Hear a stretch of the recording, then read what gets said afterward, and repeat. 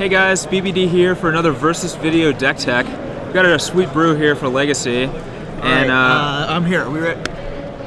Oh. Started without me?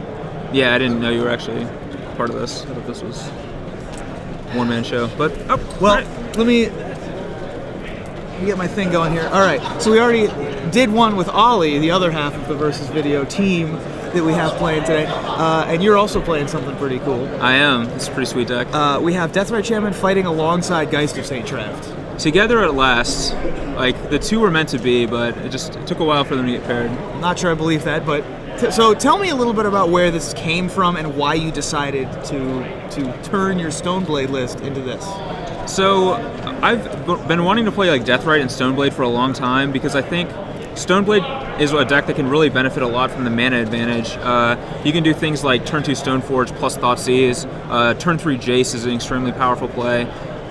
So I really thought like Deathrite was going to be awesome in Stoneforge, or alongside Stoneforge decks.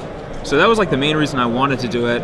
Why I ended up playing Geist is because I felt, because of Deathrite Shaman can do a lot of damage, and he's kind of an aggressive creature.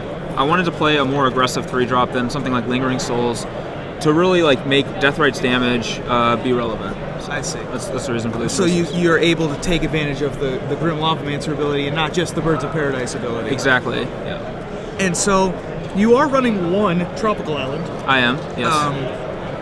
I don't imagine that hurts the mana too badly. No, the Tropical Island is in the place of where like a basic island would have been. Sure. And you're still running 3 basic lands. And I'm still running 3 basic lands, and the only reason you would need a 4th basic is to cast Jace, but you can usually fetch and play that land the turn you cast the Jace. Right. So you really don't need more than 3. Right, in case you're trying to fight against a Wasteland deck or something exactly. like that.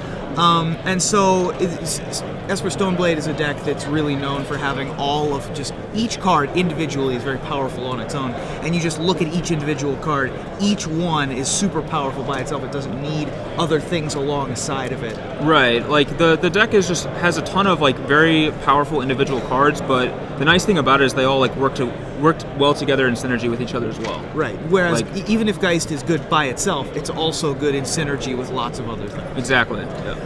And so you've been an Esper Stoneblade player for a while. It's had its ups and its downs. Why is it good right now?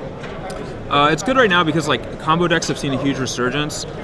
Previously, I really liked Jund as the fair deck of choice, but Jund's a little loose against combo. So I think Esper comes back as like the deck to beat the combo decks because you have discard and you have counter spells, and that combination is like really brutal for combo decks to beat. Now, looking at your sideboard, we've got even more just individually powerful cards by themselves. The most notable one probably is Force of Will. Exactly. In the sideboard, none in the main deck. Right. You just said the combos made a resurgence. I don't understand. It's true. Combo made a resurgence, so I decided to take my combo cards and not play them main. Sure. It's a smart play on my part. But really, I just didn't want to. Like Force of Will is not exceptional in this deck. Like if you look, we don't have a lot of blue cards. Yep.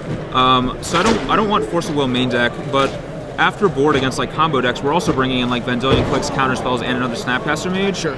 So our blue count goes way up, makes Force of Will a lot more castable. So that's the reason for like its spot in the sideboard versus the main deck. Okay. And then we've got a couple other favorites in the sideboard that are oftentimes in the main deck. Vindicate, Counterspell, another Snapcaster Mage. Right. Supreme Verdict in the sideboard. We've seen one of in the main deck often in these kind of Esper Stoneblade lists. That's just sort of a cosmetic switch. The reason for playing Supreme Verdict in the sideboard versus the main deck is because of Geist of St. Traft. You don't want to curve like Deathrite into Geist into Supreme Verdict. That's kind of like pretty awkward. Got it. But a lot of matchups you're actually going to side Geist out, and then you're going to bring Supreme Verdict in. Sure. And it kind of is like a nice little swap there. Now, one card that's missing from your sideboard is Squire.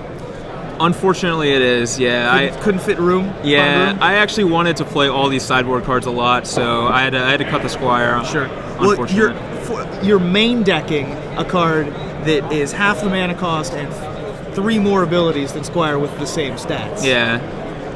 I know. It's also easier to cast. So. It's also it's much easier to cast. It's there in spirit though. True. Yeah. Like the Spirit of Squire is well represented in this deck. We have multiple 1/2s. Multiple 1/2s. We've got both of the best 1/2s in the history of Legacy, I would think. Probably. it's close. I mean, Oak Street Innkeeper. Yeah, it's probably pretty up good. there, but it's not bad. So, yeah. but you're doing well so far, and we're gonna keep tracking you throughout the day. BBD, thank you for joining me. Thank you.